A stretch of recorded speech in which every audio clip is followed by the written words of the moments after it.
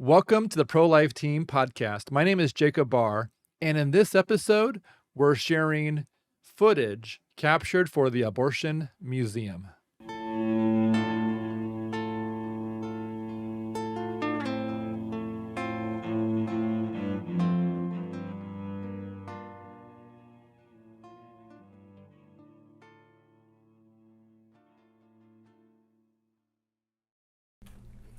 Oh, and the papers. All right. So, Angie, please tell us about yourself, your story, and how you got started in this work fighting abortion. Sure. So my story started really going to law school. I really wanted to learn more about abortion, and I just thought of it as just an awful thing, and how could this be legal in our country? And so I went to law school with a very justice-minded worldview. And while I was in law school, I encountered the local pregnancy center, and I started volunteering there. I was served on the board, and I then spent the next 20 years working in a pregnancy center. And with that, I really experienced mercy. So it was, I came at it with justice, and then I experienced just the mercy side of it. And so I feel like those things together have really helped me to understand kind of the path of the abortion-minded woman, and then also the path socially and the path legally to legalized abortion, and hopefully now on our way to illegal abortion. Awesome. All right. And let's see, so your notes on number one, just in case you want to see them. So this one's going to be the question about what are rights, whether civil rights, human rights, or some other kind of right, and does abortion qualify as one or more of these rights? Mm-hmm. Okay. You going to repeat the question? Sure. So what are rights, whether civil rights, human rights, or some other kind of right, and does abortion qualify as one or more of these rights? Mm-hmm. So I think of a right as a moral or a legal or a natural entitlement. And so, no, I would not qualify abortion as a moral right, or as certainly not a natural right. In our country, for 50 years, it was a legal right, and it is still a legal right in certain states. But certainly, the way I think of a right is that our rights end when another person's rights begin. And so abortion is, to me, a very clear example of we can't have a moral or a natural right to abortion, because that infringes on the unborn person's rights to life. Awesome. All Is right. that succinct enough? Yes, perfect. That's very perfect. Does legal equal moral? In other words, does legality entirely define morality? Mm-hmm. I wish I could read my own handwriting. Moral code of... Oh, right versus wrong. Okay. I can read it again when you're ready. Okay. Yeah. Okay. Does legal equal moral? In other words, does legality entirely define morality? So I don't think legality entirely defines morality, but I certainly think that legal terms, the law can certainly include a moral dimension. When I think about criminal law, I think that all of criminal law includes a moral dimension, right? Like the law against homicide or kidnapping or rape, right? All of these have moral implications to them. They are enacted in order to protect others from moral wrongs. Awesome. So number 3, the Dobbs decision. What is it and why does it matter?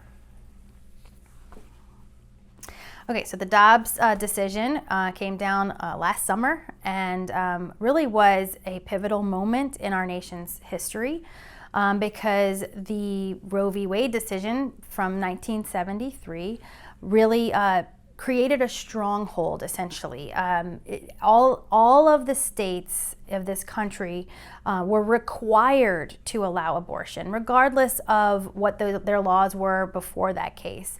What Dobbs did is the decision of Dobbs put it back to the states. And so they removed that Supreme Court stronghold over all of the states. And now if a state just chooses to make abortion illegal, they are allowed to do that. Awesome. All right, so number 4 is, what was Roe versus Wade?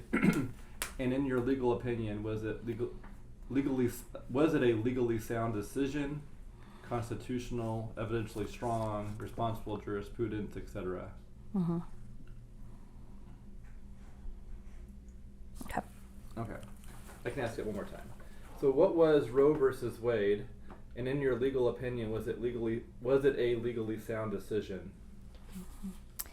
I do not believe that Roe v. Wade was a legally sound decision. In fact, in my research, even people who say that they are pro-choice have often criticized that opinion. My understanding through research is that there was not a strong record going into this case, so there weren't a lot of facts. So when you read the actual legal case of Roe versus Wade, it reads more almost like a philosophical paper than a legal case. I remember one quote from the case. It said something like, "We need not resolve the difficult question of when life begins." I mean, that does not sound to me like a Supreme Court justice interpreting law. That sounds like an opinion, or just some sort of other comment on this very controversial thing in our country. So yes, the Roe v. Wade, I think it should be criticized. When you read it, it's so interesting to me that you read all about potential life and how society needs life, right? And then at the end, it's like, so abortion is legal, and it is not only legal, in this case, it's legal in all cases. And I will talk a little bit more about that when we talk about the other cases that came down with Roe. Awesome, thank you. I'm trying so hard to be succinct. No, you're doing great. Yeah. And if you need to say more, that's fine, but yeah, succinct helps for us to bring it together later. So question number 5. Up until recently, the Roe versus Wade decision basically got all the attention. When people talked about federal abortion policy and Supreme Court rulings, Roe was the reference point. Obviously, the Dobbs decision changed the conversation, but are there other landmark abortion cases that people should know about? Yeah, when I studied the history of abortion law in America, I thought it was so interesting that it almost carved out a whole new area of law. And I've called it the abortion distortion. And there were a lot of cases that led to this abortion distortion. First and foremost, I would say Doe versus Bolton was a very important case. It was a companion case with Roe versus Wade. And Roe said abortion is legal if the woman's life or health is in danger. And so life, okay, I can understand what that is, but what is the definition of health? So Doe, the companion case to Roe v. Wade, was the one that defined health. And it defined it in such a broad way. It defined it as the woman's financial, familial health, all of the things that you would think of with health. But in addition to that, things like the woman's age is relevant. All of those things can apply to the definition of health. So ultimately, what Doe versus Bolton did is it expanded abortion to be essentially for any reason or no reason. Abortion was legal through all 9 months of pregnancy.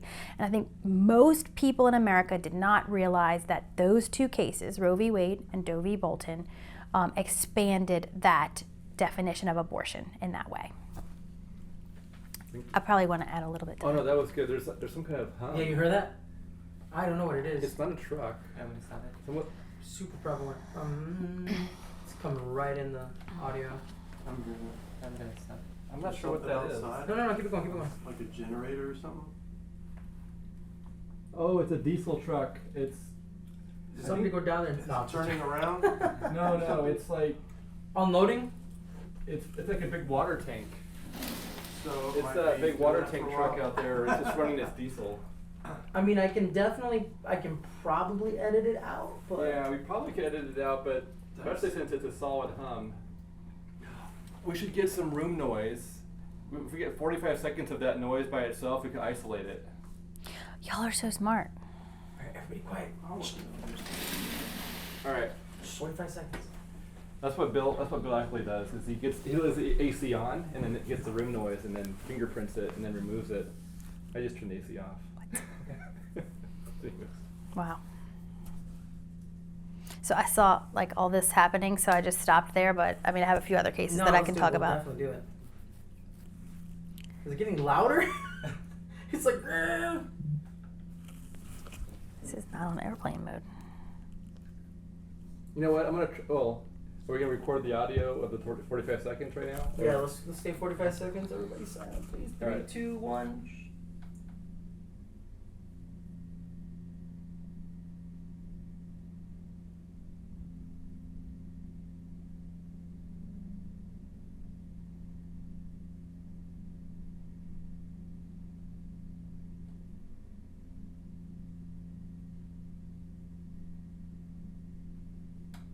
We're good.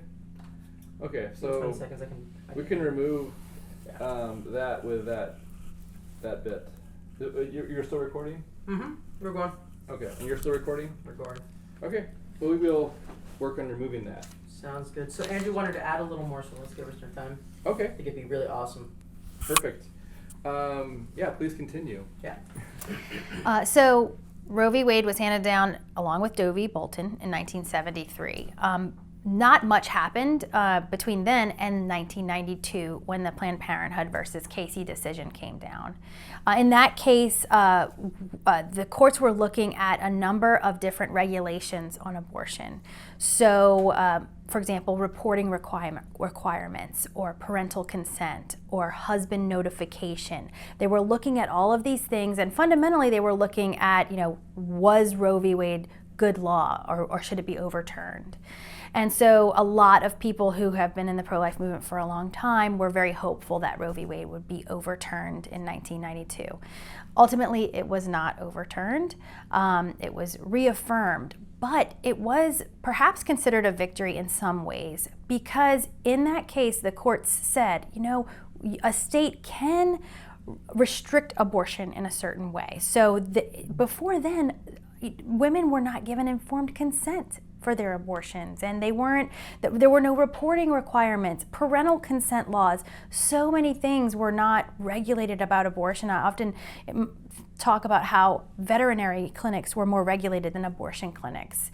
That's what my research revealed. It's just so sad to think about how many women were treated so poorly during that time. But with Planned Parenthood versus Casey, a lot of the states who were more pro-life were able to start passing laws that restricted abortion. So then you started to see women's right to know laws come out related to informed consent.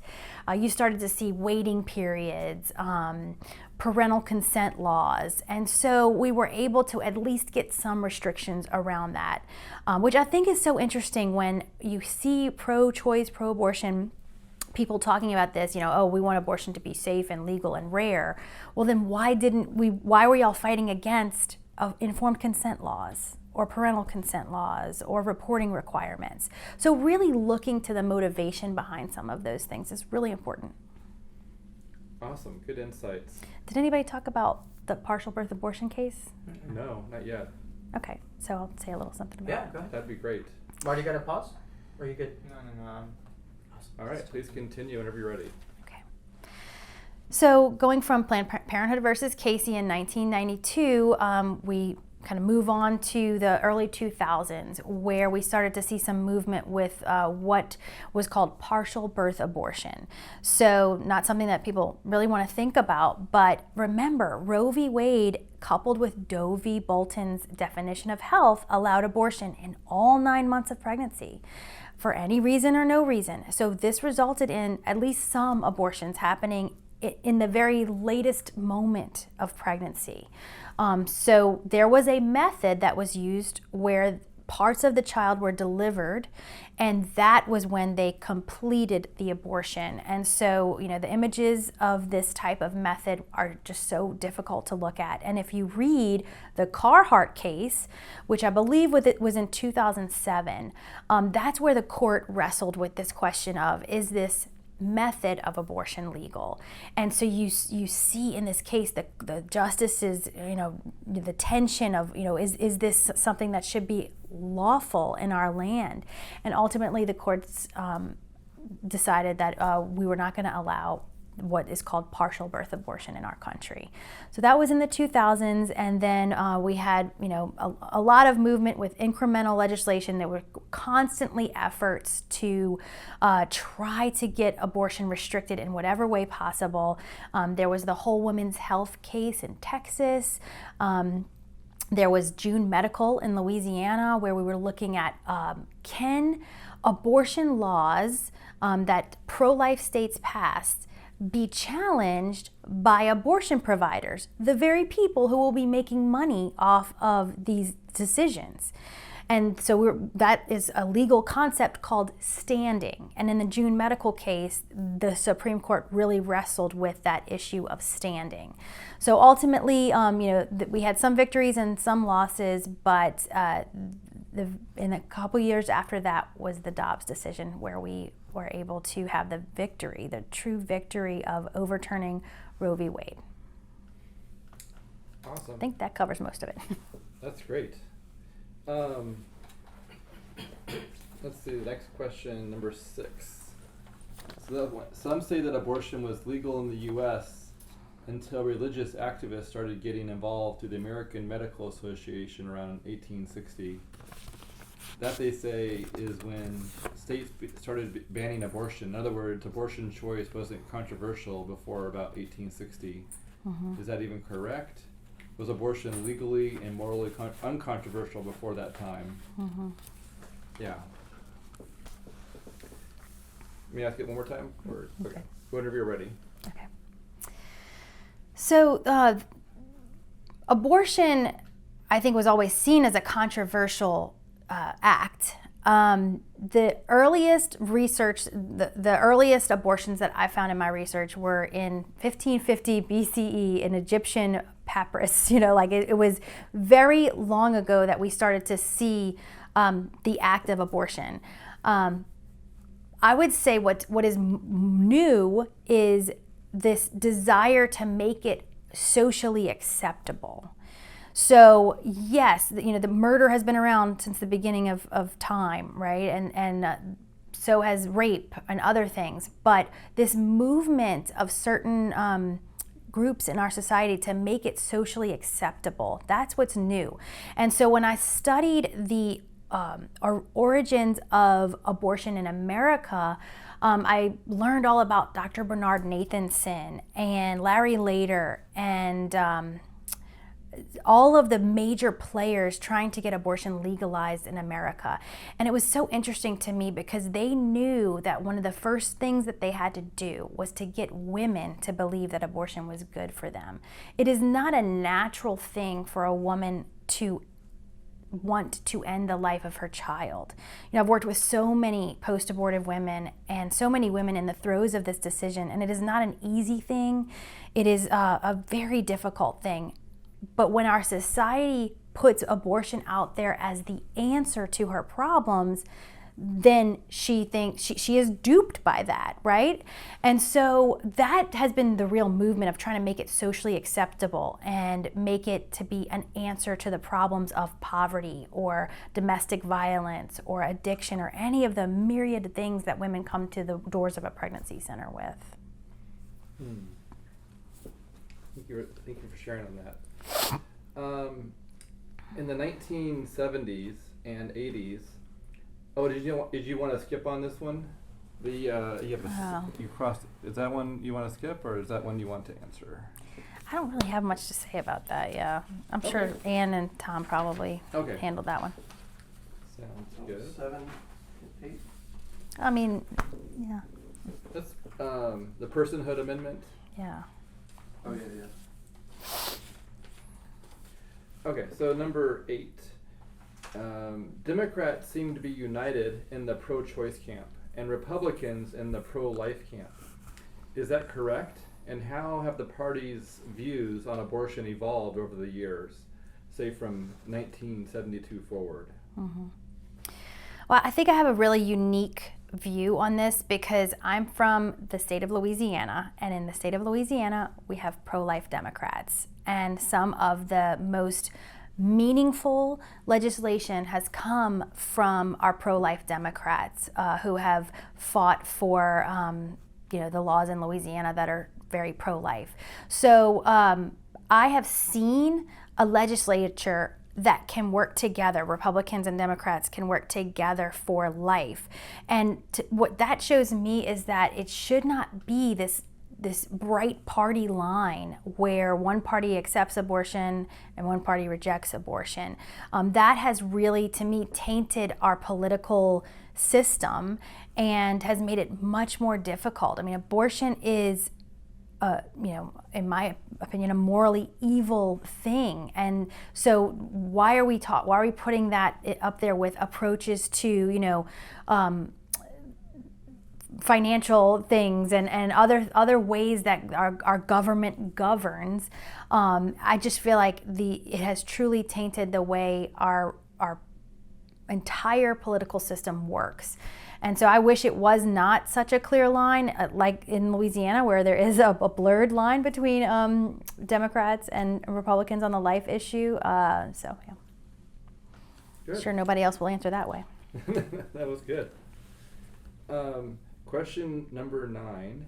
Okay, so you have a note here. I'll read the question. But you wrote probably to pro-women to pro-baby. Yeah. Oh, pro-baby to pro-women to pro... Science. Oh, science. Yep. Yeah, I could barely read my own hand. So the question is, number 9, how has the wider abortion debate in America evolved or changed in the last 50 years or so, or in the last 5 to 10 years?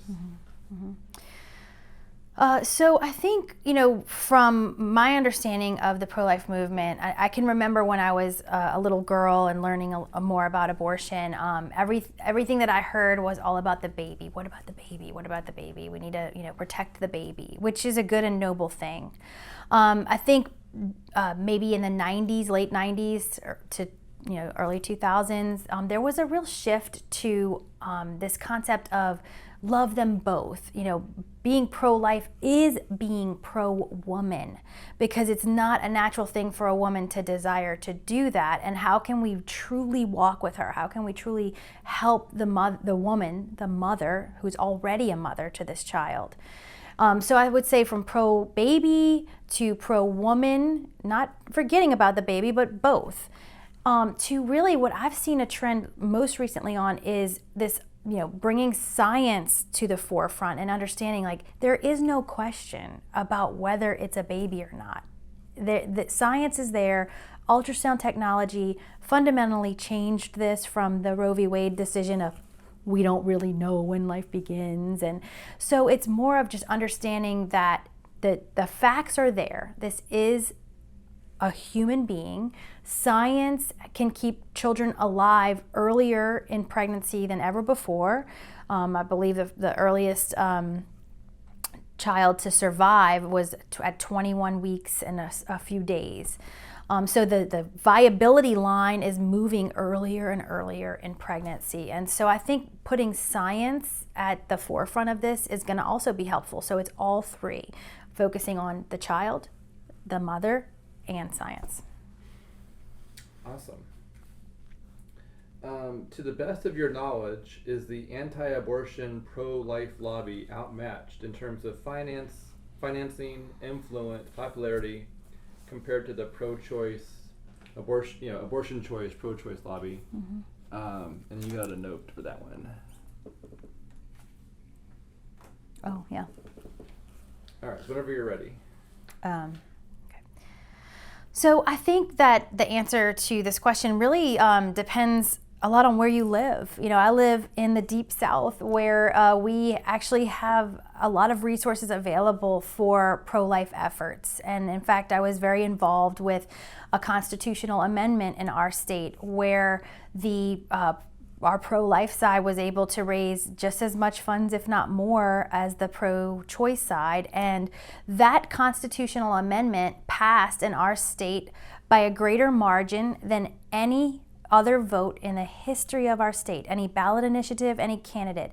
The constitutional amendment that said, that abortion is not a right in our state constitution.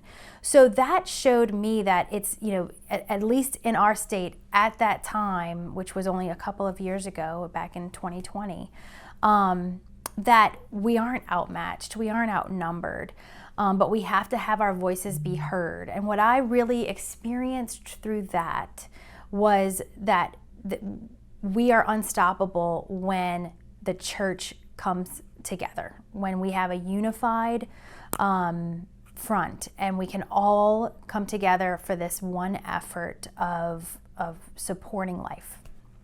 I know that's my phone. I thought I had it on No, airplane. you're okay. Can you say unified front one more time and start from there? Was that the when the phone went up beep? No, she tapped her chest and Oh. it went, boop. I'm sorry. Oh no, you're good. You're good. Just unified front moving forward. Or do you want to do I the forgot whole what I question said. again? It might be easier just to do the question. Yeah. Let's just, so to the best of your knowledge, is the anti-abortion pro-life lobby outmatched in terms of financing, influence, and popularity compared to the abortion choice, pro-choice lobby? And if you can make sure we name the state that you're referring to, that'd be helpful too. Okay. So I think that the answer to that question really depends on where you live. I live in the state of Louisiana, which happens to be a very pro-life state, and concretely, I experienced our state putting it out there to the general public, a constitutional amendment back in 2020, and we asked the state, does our state constitution include a right to abortion and a right to funding of abortion? And the state completely came together, and we had the pro-life side had just as much funding going into this campaign as the pro-choice side, and a lot of it was inside of our state. A lot of that money came from inside of our state, whereas the pro-choice side came from outside of the state. And we were able to have this unified front with the churches all coming together, the pregnancy centers, all the different arms of the pro-life movement. And that ballot initiative passed by a greater margin than any other ballot initiative or any candidate in the history of the state of Louisiana. So I give that example to you of just a moment where we can have this unified front that, what matters is that we hold to the truth and we stand up for the truth and we educate people on it. Awesome. You want to reset it now? Okay. All right, we're going to go ahead and stop recording. We're going to clap. Okay. Number 11. What are some of the most effective legal arguments for abortion? And then the same thing against. What are some of the most effective legal arguments against abortion? And you wrote Autonomy, yeah. Autonomy and personhood. Yeah. So, it's hard for me to really accept an effective legal argument for abortion just because I think it is such an immoral act. But what has won in certain instances is this concept of bodily autonomy. That they have fought for, a woman's autonomy over her body. Again, that goes back to where one person's rights end is where another person's begins. And so that leads me to, I think, the most effective legal argument against abortion is that it's a human being, it's a person, and that person has rights. And that the mother's rights, should not be pitted against her own child's rights, first of all, but that those rights of the woman end when another human being's rights begin. Good. Question 12. Explain the abortion choice argument, my body, my choice. Is this bodily autonomy, bodily sovereignty, and is it a sound argument? And then your notes were PC, when women... Yeah, got it. Okay. Just to clarify, I think it wasn't coming across. Bodily autonomy is not the same as bodily sovereignty. Oh, okay. The second one isn't defining it. Autonomy would be I have general authority over my body. Sovereignty would, like a sovereign. Recording. And we need a clap.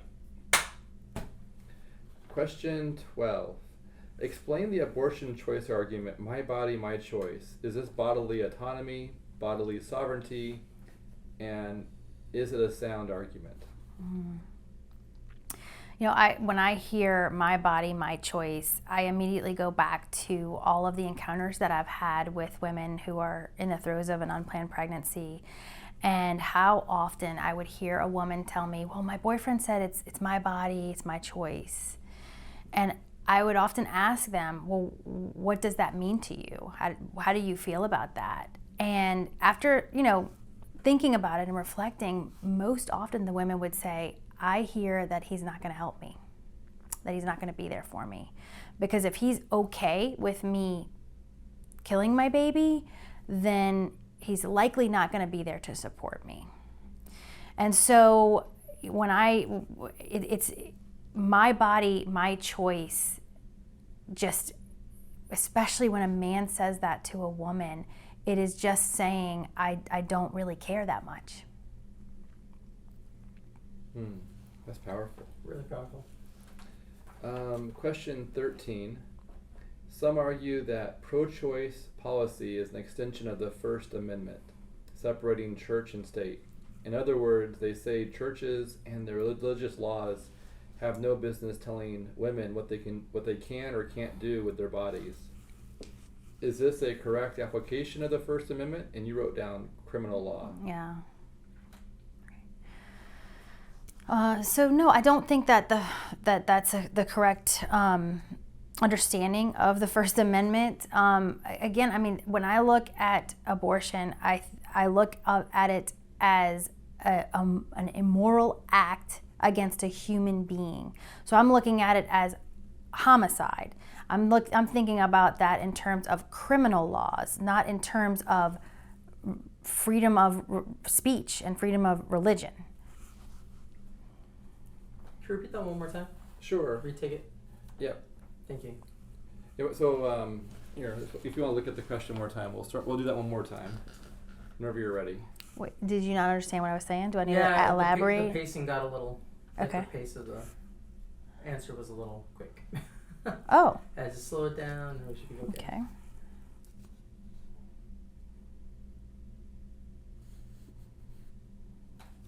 Okay. All right, whenever you're ready. Thank you so much. Okay.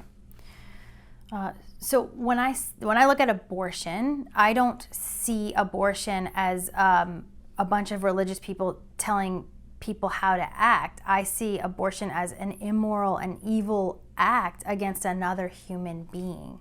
So I'm thinking of it more in terms of criminal law, not looking at it in terms of the First Amendment and freedom of speech and freedom of religion. I'm looking at it in terms of, again, your rights end where another person's rights begin.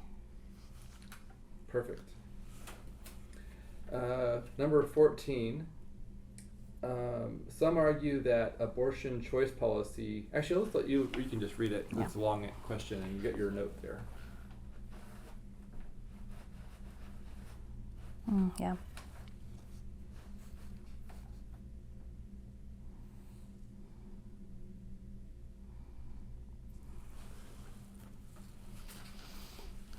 Whenever you're ready. So yes, I have often heard the analogy of abortion to slavery, and I think there is certainly truth to that. That when slavery was legal in our country, it was because an entire group of people were defined as something other than a human being, or other than that and that group that got rights. So, the slavery, looked at humans, a certain group of humans as not being a person. The same is true with abortion law, that we're looking at an entire group of people as not legally defined as persons. So in that essence, it can be very helpful to make that analogy. Where I wouldn't use that analogy is maybe with the post-abortive woman and man who is, grieving and is seeking healing. That would not be a helpful thing to talk about with them, but that just to invite them to understand that they made that act at a certain moment in their lives where they felt that was all that they could do. Makes Sorry, sense. I got off on a bit of a tangent with that one, so No, I just stopped myself. No, that was fine. All right, so number 15, pivoting to another, and we're 15. Yeah, can we just skip that one? Oh, no, skip 15? Yeah. Sure. I mean, you Well- have enough material on the ERA? I can say a word or two on it. Sure, if you just want to say something brief, Okay. that's fine. Mm-hmm. Housekeeping. Turn on the videos. Ready? Yep, sure. So I think the Equal Rights Amendment is a good example of something being hijacked by the abortion movement. There are a lot of really good and noble things we can do to help women in our society, right? I am a woman, I am a working woman, I am a mother, I am a spouse. I know that I deserve certain rights, but the fact that entire body of law was hijacked by abortion is frustrating to me, because as a woman, as a working woman, as a mother, I don't want abortion to be a part of that. And then with the Equal Rights Amendment, my understanding is that they were able to get some states to ratify it, but not all of them, and then it expired at a certain point, and so they would have to start completely over. So. That's good. Thank you. There are laws in the books against death profiteering. In your view, would abortion qualify as death profiteering, and would that connection qualify as a viable federal law banning for-profit abortions? There is no question in my mind that abortion is a business in this country. I have worked with many abortion clinic workers who have left that industry and have shared very disturbing things with me about certain quotas that they had to meet and the way that they were to interact with women and how fast they were to do the procedure. And so there's no question that the industry, whether it's Planned Parenthood and their worldwide empire, or freestanding independent abortion clinics who have their own quota and their own bottom line to look for. So there's no question that this is a money-making business.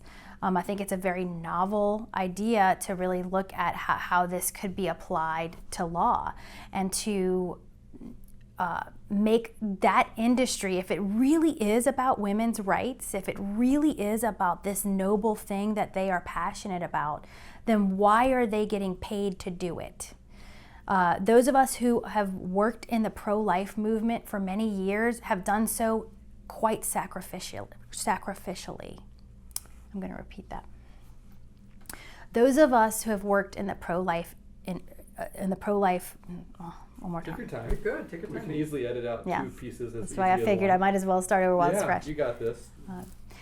Those of us who have worked in the pro-life movement have done so quite sacrificially, and we believe in what we are doing. We believe that we are helping women and children and families and the larger society by what we are doing. And we don't make money off of a woman's outcome of her pregnancy. The abortion clinic, on the other hand, does make money on that outcome. And in fact, even in states like my own, where we had a lot of incremental legislation that was there to make sure that women weren't being treated poorly in those abortion clinics, they still were, because it was the abortion doctor who was making that decision of whether her health was affected or whether her life was affected. And so they were either going to get paid by that woman or not. So what do you think their answer would be? It would be to give them the abortion so that they can get paid. I love that answer. That was powerful. So good. Good. Well, his explanation helped me. That's good. You see, John, we need you. We do need you, John. I am useful for something. All right, number 17. Does abortion qualify as a crime against humanity? Maybe need a little bit more on that one. Oh, I that's, mean, yeah. Like crime- as a crime- term of art. Crime against humanity is a term of art. It would be within larger, like, United Genocide. Nations categories. It would genocide. Categories of, like, apartheid would qualify. The Armenian genocide, Rwandan genocide, the rape of Nanking, obviously the Holocaust. But basically, the term genocide was coined in the post-World War II era, because they didn't have a term to describe this kind of atrocity, where they were trying to exterminate a whole population. Now, technically, abortion isn't a genocide because you're not trying to destroy an entire people group, but you do have a kind of prejudicial kind of killing on a scale that we don't have many words to describe it. Crime against humanity does have about 8 or 10 criteria that you have to meet, but it can include forced exile, forcing individuals out of a place that they live, prejudicial treatment, systemic discrimination, so that would be like apartheid, abuse, harassment. It doesn't have to technically be killing, but killing is some of the clearest examples. I did a couple presentations on it and wrote a piece arguing that if this doesn't qualify as a crime against humanity, then the category is broken because it meets all the criteria. Because you've got individuals that are forced out of their natural habitat and natural environment. You are killing them in the process. It has to be of a significant scale, and technically abortion, if there was a universal global flood back in the days of Noah, that would have been maybe a half billion people killed at most on the planet Earth, and we've got over 1 billion abortions just since 1980. So this would literally be the deadliest event or deadliest institutional act in world history, and it's ongoing under our noses. So Yeah. Gosh, that's that's my helpful. case So that you it's a should crime answer against that one. humanity. I'll get to it. I might say a word about just maybe like the demographic winter, like that it's a crime against an entire group of people, and populations are suffering because of it. Could I make maybe the connection Yeah, there? like elementary schools are going to have to start closing down because Yeah. that would be good. Yeah. Okay. Yes, whenever you're ready. Yeah, so does abortion qualify as a crime against humanity? Well, yeah, I would say that abortion certainly qualifies as a crime against humanity. It's certainly a crime against human beings, and a lot of them, right? It's a crime against an entire group as defined, right, as the unborn, that we have as a nation, and as many nations have said it's okay to kill those people. This has had such a major impact on the world. When we start to think about the numbers of unique human beings that are not in this world because of the acceptance of abortion, it is staggering. And to look at some of the countries that are suffering because of these laws, abortion being so socially acceptable that there's a demographic winter in many countries in Europe where they're not populating enough to keep their ethnicity going. And so this is a worldwide problem that really needs to be addressed. Awesome. Thank you for sharing on that. Number 18. Is abortion law and policy for sale to the highest bidder, irrespective of what's right, good, or true? And you wrote Republican v. Democrat. Oh yeah, so we kind of already addressed that, but do you want me to say a little bit more? Sure. Yeah. You want to look at it for a moment or think about it for a moment? So. Yeah. Okay.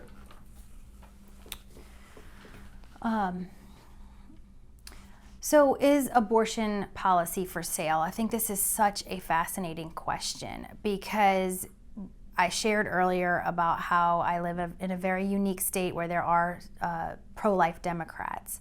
But by and large, they have shared with me that the national platform, the national party, is not going to let them get much farther in their political career precisely because of their views on life. And so there is a very powerful entity in this country that is pushing for abortion. And there are many donors that are giving to this agenda. And so sometimes it can feel like the mindset of a few elite is affecting the entire country and the way that we view morality, essentially.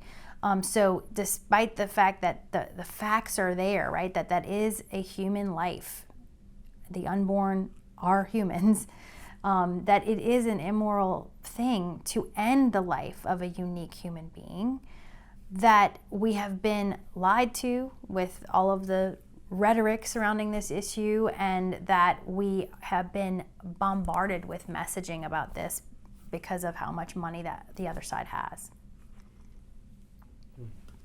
Makes sense. So, question 19.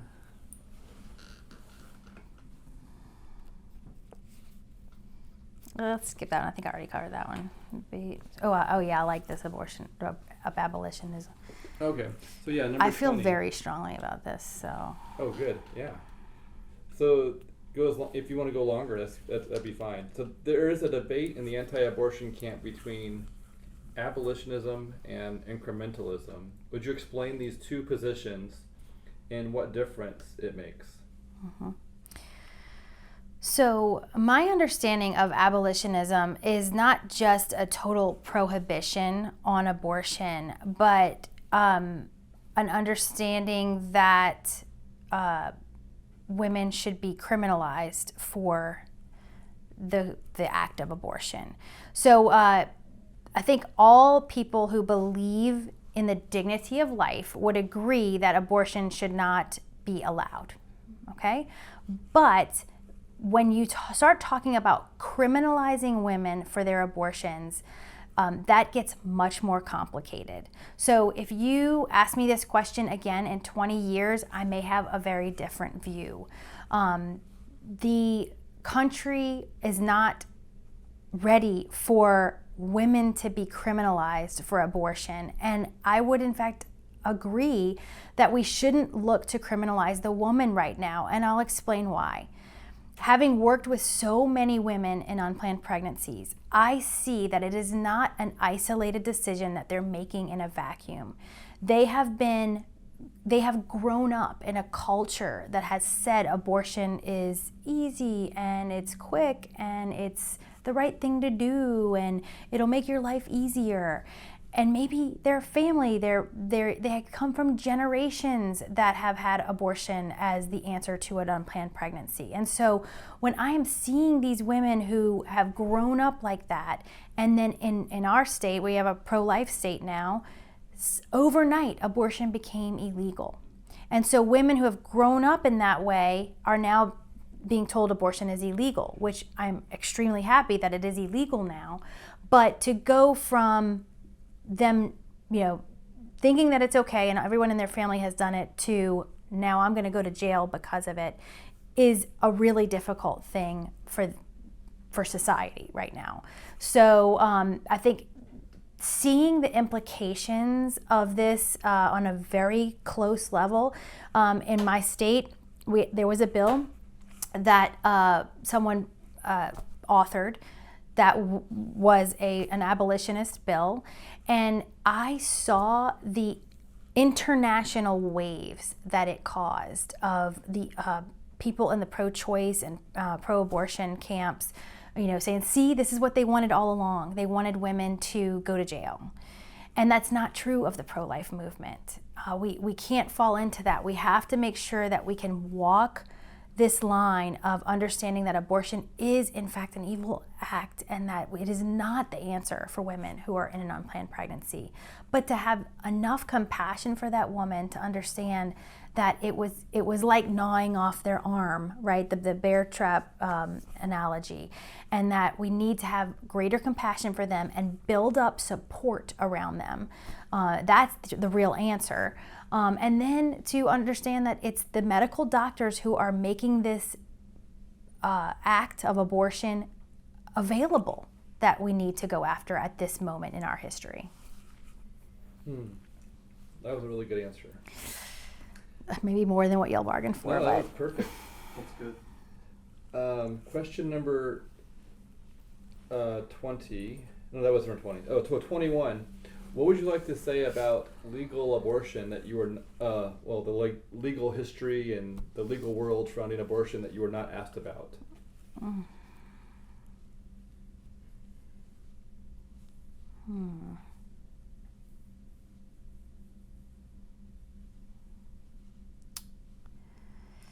I really can't think of anything right now. Well, what's it like working at NIFLA and working to help in this legal space? Like, what's it like working in this legal space? So my legal work is primarily to support, equip, and educate pregnancy centers. And regardless of the legal history of abortion, the pregnancy center movement, which is an arm of the pro-life movement, has been needed and will always be needed, because there will be unplanned pregnancies regardless of whether abortion is legal or illegal. And so it is a great honor to be able to walk alongside pregnancy centers and educate and equip them and protect them in any way that we can, so that they can continue to support women in unplanned pregnancies. Perfect. Awesome. I think that's a wrap. And a wrap. Yay. you. Well, Thank you're welcome. Mike Johnson was elected.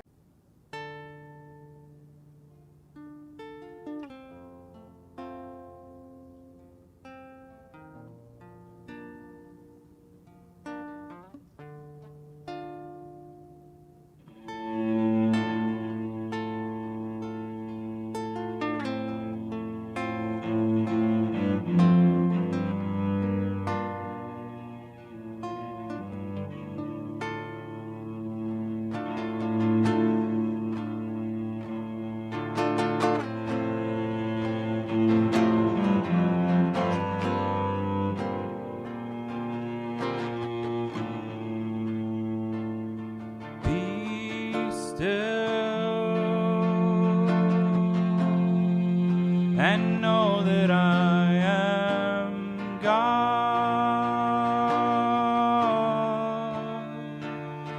Be still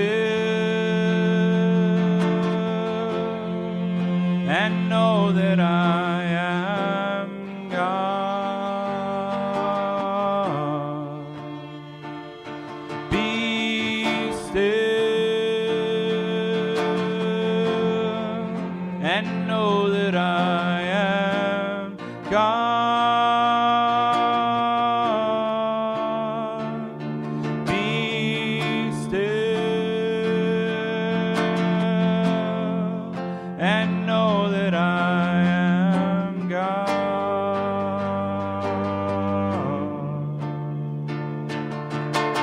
Fire of midnight, the thunder over waves, the murmur we can't hear it all, the reaching of our hands, the alibi of the broken, the wish inside the earth, the chorus of our questions, all creatures of the earth. Be still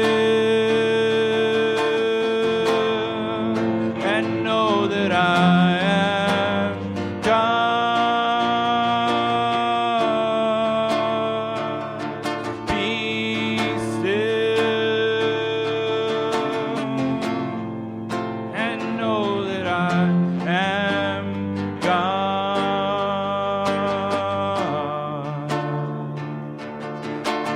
Broken sob at the gravesite, the wedding bells at noon, the sounds of the lost and found, the reaching of our hands, the wail and the lion, mother and her son, the family of terra firma creatures of the earth, be still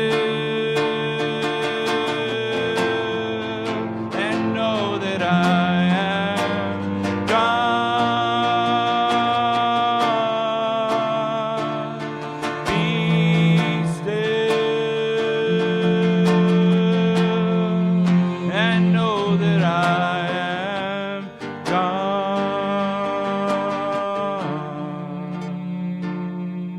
Be still and know that I am God.